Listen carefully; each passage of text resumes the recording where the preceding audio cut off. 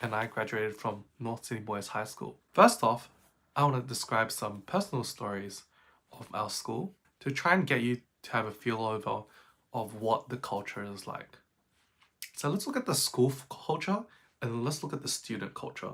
So the school's set up to really support you in your academic endeavors. It's a very academic focused school and the school does really want you to perform well. So what they've set up in place is there's like extra maths enrichment, which is kind of like these external competitions, and there's English workshops in the mornings where the teachers would take time out of their day to help you with some basic English techniques, because at our school a lot of people used to struggle with English. In the recent years, I'd say they definitely improved, but that's my experience from when I was in year 7. There's debating to help you with speaking and arguing with other people. And the thing that I was most heavily involved with was definitely music. On the first day of year 7, I was involved in many different orchestras. I was involved in the concert band, the wind orchestra, playing the flute. Right, so I started from a really low level at the person sitting at the very end, and kind of over the years worked the way up. Right, so this kind of experience is really similar across, if you like sports, there's outside of school basketball, that kind of thing, or futsal, soccer. Those are the two main sports at our school that we really enjoy. The music program was really, really good.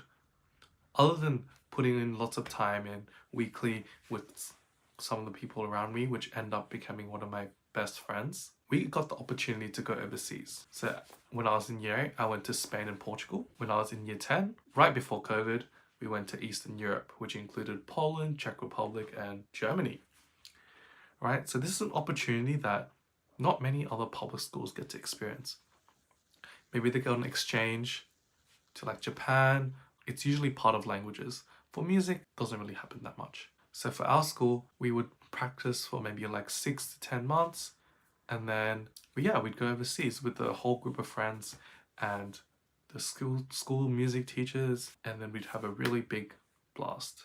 Playing in a European cathedral after months of hard work was really quite rewarding.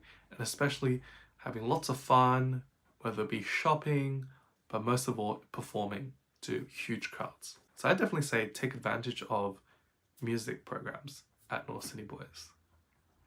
Now, what about the student culture? Well, I'd say the stereotype that select schools are very competitive I didn't really see that at our school. You often get stories of people outright maybe even stealing notes. I heard some people were stealing notes at other schools.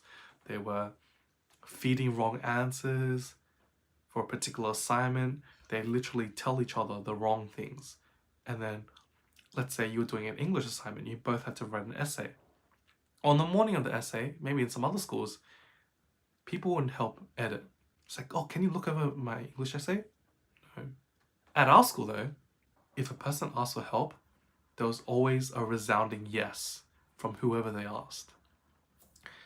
There was very little ego at our school. Everyone was humbled by the fact that the person sitting next to them could be one of the smartest minds in the state.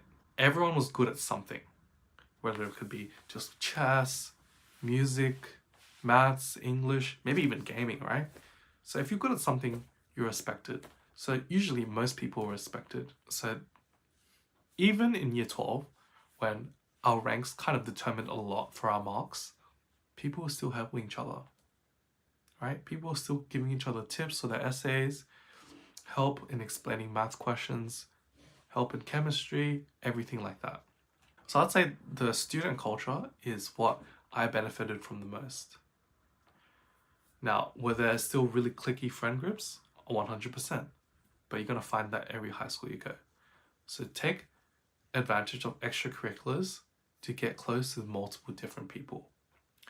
I was close with some music people. I was close with some basketball people. I was close with some people doing in my classes. I was close with the people that I went home with, right? Because we live really far away. The final thing on friend groups, most people really stay who the people you take the train home with. So for example, some people lived in Hornsby, they would hang out. Some people, they live in Strathfield, they would hang out. Some people, they live like around Herstal. That's where they would hang out. So you might struggle if no one really lives close to you.